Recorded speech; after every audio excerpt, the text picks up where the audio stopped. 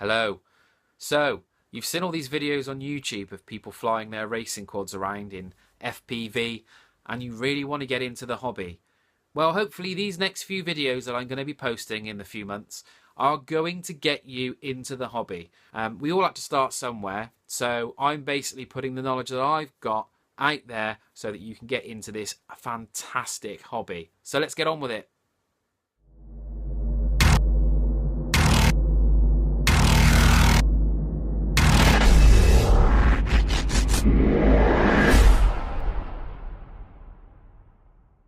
I'm going to do this as quickly as possible, hopefully without confusing you with stupid terms and technology. This is going to basically sum up everything that you're going to need to start getting into the hobby. So, number one, practice makes perfect. Now, I would seriously recommend that you go and get yourself a cheap mini quad.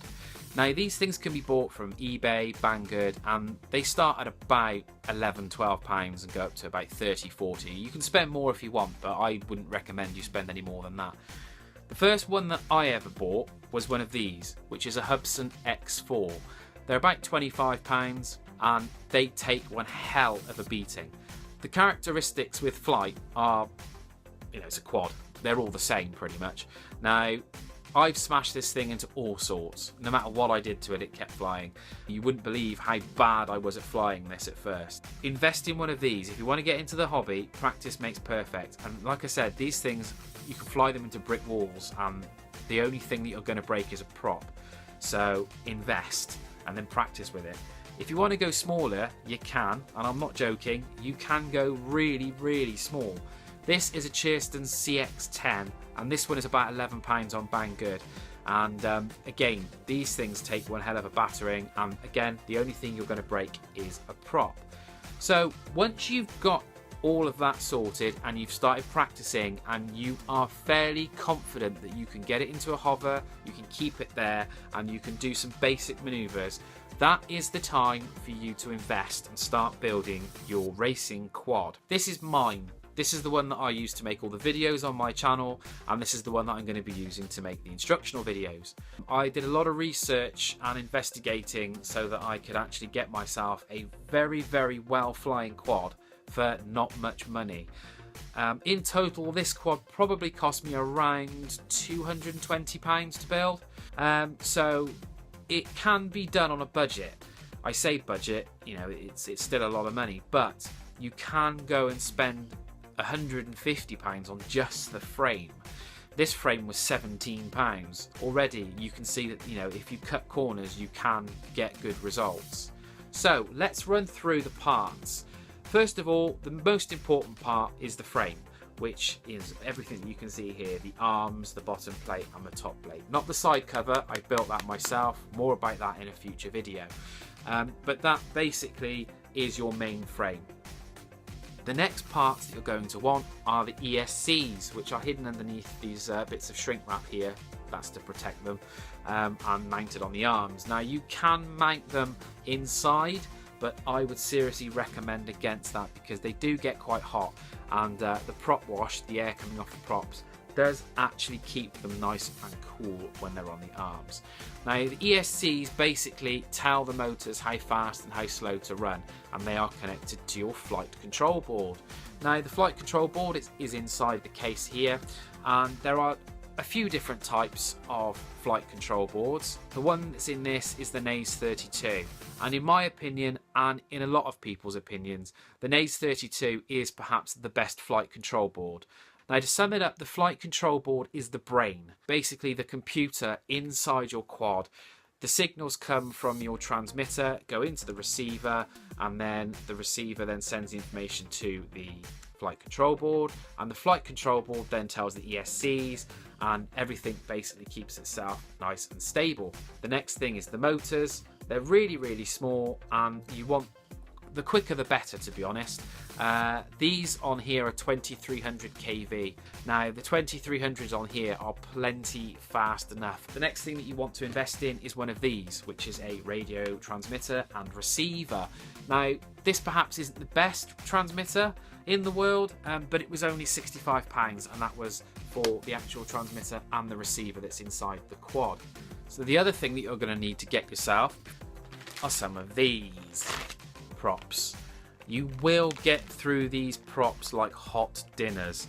I literally didn't get off the ground before I broke my first prop, and they are designed to break so that they break these instead of your motor when you hit a tree or telephone post or something. Another important thing that you'll need to buy before you can get it in the air is one of these, a battery. Now this one is an Turnigy Nanotech 1.3 milliamp hour battery. On average, I'm getting about 9 minutes of flight time on one of these batteries, and that was about £12. You can buy them cheaper if you buy them from Banggood or from China. However, there are many rules and regulations about importing and exporting LiPo batteries. Bear that in mind when you're trying to order it from somewhere else. Once you've got that and you've got your charger sorted as well, you'll need to buy a charger to charge your battery, obviously. Then you can put your quad together. Now, I will say it's easy. For me, it is easy because I know how to solder and I am quite a techie wizard, so putting it together for me wasn't that difficult, but you will need some knowledge of how to solder. If you don't know how to solder, you're going to come into some problems. So what I would recommend you do, if you've never soldered before in your life, is take apart an old piece of tech that you don't use anymore or that is broken. Take it apart, take the circuit board out, go and get yourself a decent iron from somewhere, and then practice soldering and desoldering and one thing or another until you are fairly confident that you can do it without just completely screwing it up. Because if you bridge things together with solder and you put power through it, things are going to explode. Not explode, but you'll get the magic smoke, and that is the lovely smoke that comes out of a circuit board when it's pretty much frying itself. Once you've learned how to solder, then you can get on with putting your quad together. If you know how to solder, you're halfway there. So you've got your quad together and you're ready for its first maiden flight. What you'll need to do is you'll need to hook it up to your computer or your laptop to make sure that things are set up correctly. Now, I'm going to do another guide about that. I'll either do a video or I'll do a guide on my website, which is www.devilquads.co.uk, and I'll take you through how to set all that up. But there are two different types of software that you can use with the Naze 32. Baseflight, and then there's the new software which has been out probably about a year, called CleanFlight. So what you'll need to do is you'll need to download Google Chrome. Then in the Google Chrome App Store, you'll want to download CleanFlight. Once you've got CleanFlight installed, then you can flash your Naze 32 board with CleanFlight. Now you're probably thinking right now, if you're not tech savvy, you're talking technical babble that I don't understand. But honestly, it sounds a lot scarier than it actually is. You literally, to sum it up quickly without going in depth, because like I said, I'll do that in another video or a guide on my site. Literally, you plug your Naze 32 into your computer, you open up CleanFlight. You then go to the firmware flasher, you select the most recent stable firmware and click Flash Firmware, and it does it. Pretty much, it does it. It flashes the firmware and then you reboot your Naze 32. I just unplugged it and plugged it back in again, and then you click on the connect button, and if your USB cable is good and your software is good on your computer, CleanFlight has been flashed onto the Naze 32 correctly, you will go straight into the menus. The most important thing that you'll need to do is to calibrate your flight controller. Now, to calibrate it means you're telling your flight controller what is level and what isn't. Now, there are many other settings within CleanFlight. I'll go through those again at a later date. Unfortunately, there is going to be a lot of tuning involved, and you'll need to tune your PIDs. Now, I won't go into that further. It is perhaps the least fun you'll have with your quad, but once you've got it all tuned up and you're happy, you will end up with an absolutely fantastic quad that'll move the way that you'll want it to move, and it will perform perfectly. So once you've done all of that, you've got your quad and it's all leveled, then you can start thinking about getting it in the air and start flying around. Now, once you're confident at flying it around as it is, you'll need to start thinking about the FPV side of things. Now, FPV stands for first person view, and that is basically where you are given the impression that you're sitting inside your quad flying it around, and that's when the fun really starts. Now, I purchased a kit You can buy things separately, but I would strongly recommend against doing that, especially if you're a beginner and you don't have much knowledge and everything. You'll want a kit that comes out of a box and you can just put it in your quad and start flying. And the kit that I bought was the Predator V2 kit from Fat Shark, which consists of the goggles, battery, aerial for your goggles, and then also comes with the camera, which you mount on your quad, and the video transmitter and aerial. So basically when you're flying, everything that you see goes into this camera. The camera sends a signal to your video transmitter, and the video transmitter transmits your signal from the aerial to the aerial on your goggles. So you put all that inside your quad and then you're ready to go. That's when the next lot of fun starts, because you've already flown your quad line of sight, i.e. looking at it, but then you're flying your quad now looking from its perspective, and it may look easy, but believe you me, it really, really isn't.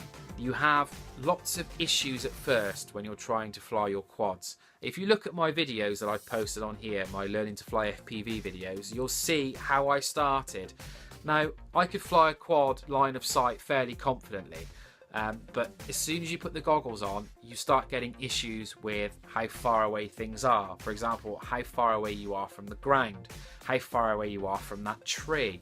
It's all a bit strange, and you'll even start turning your head, but it'll do nothing because you can't look around you. You'll move your head, but the only thing that you'll see is what you're seeing through your goggles. So it's learning all over again, and you will get very frustrated at first. You'll either pick it up straight away, or you'll keep going at it and then you'll think, oh, I'm never going to do this, I'm going to give up. Don't give up. Keep trying. You will get there. I didn't think I'd be able to fly it, but in my most recent video, when I had a bit of rage mode on me, I was tearing the thing around the garden, and it is such a huge amount of fun. It really gets the adrenaline pumping. It can be frustrating, but you will get there. So that's pretty much it for this video. I will be doing more videos in the future, like I've said. I will try and do some videos explaining things a bit more about how you put it together. If you have any questions for me, then please pop them down there. If you like what you've seen, subscribe to my channel by clicking up there, you know, hopefully together we can get you into this fantastic hobby. So that's it for now. Thanks again for watching, and I'll hopefully see you all again soon. Bye for now.